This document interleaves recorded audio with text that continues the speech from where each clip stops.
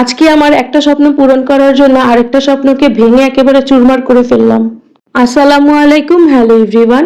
আজকে আপনাদের সাথে শেয়ার করব আমার মানে স্বপ্নটাকে ভেঙে একেবারে চুরমার করে ফেলছি। সেই কষ্ট আবার আনন্দের মুহূর্ত দুইটাই, কারণ একটা স্বপ্ন পূরণ করার জন্য আরেকটা স্বপ্নকে ভেঙে ফেলবো।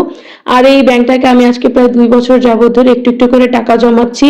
আর এখানে আমি যখন যেরকম পারতাম 1000 পারতাম, 500 পারতাম, 100 পারতাম বা 200 পারতাম, যখন যেভাবে পারতাম আমি ব্যাংকের মধ্যে টাকা ফেলানোর চেষ্টা করতাম। আর একটু একটু করে আজকে আলহামদুলিল্লাহ ব্যাংকটা ভরে গেছে। আর এখানে ব্যাংকটাকে ভাঙা নিয়ে আমাদের দুজনের মধ্যে দ্বন্দ্ব হইতেছিল। আমি বলতেছিলাম তুমি ভাঙো, আপনাদের ভাই বলতেছে না যে তুমি ভালো ভাঙো, তুমি এত কষ্ট করে জমাইছো, তুমি এটা ভেঙে ফেলো। পরে আমি বলছি যে না আচ্ছা ঠিক আছে, আমরা এক প্রকার ট্রুথ অর ডেয়ারের মতন খেলি, যার দিকে এটার মুখ ঘুরবে সেই ভাঙবে।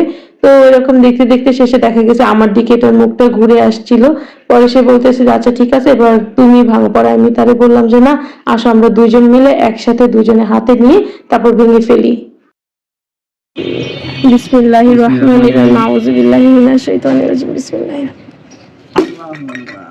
আলহামদুলিল্লাহ, মাশাআল্লাহ মাশাআল্লাহ। এই 200 টাকার নোটগুলা সালামি টাকা ছিল আমার।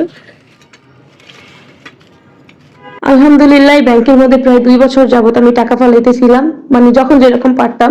আর চেষ্টা করতাম 1000 বা 500 টাকার নোট এরকম ফালার জন্য।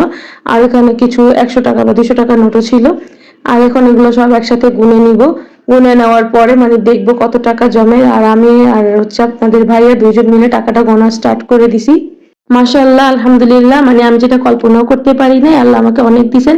আমি ভাবছিলাম কম হবে, পরে দেখলাম যে না আলহামদুলিল্লাহ, মানে একটু একটু করে জমানোর পরও মাশাআল্লাহ আলহামদুলিল্লাহ আমার প্রায় এখানে 20,200 টাকা হয়েছিল। আর এই টাকাটা দিয়ে এখন আমি আমার একটা স্বপ্ন পূরণ করব। আর একটা স্বপ্ন পূরণ করার জন্য কিন্তু আরেকটা মানে অন্য আরেকটা স্বপ্ন ভাঙতে হয়। আর এই ব্যাংকটা আমার এক প্রকারের স্বপ্নই ছিল, সেই স্বপ্নটাকে আজকে ভেঙে ফেললাম।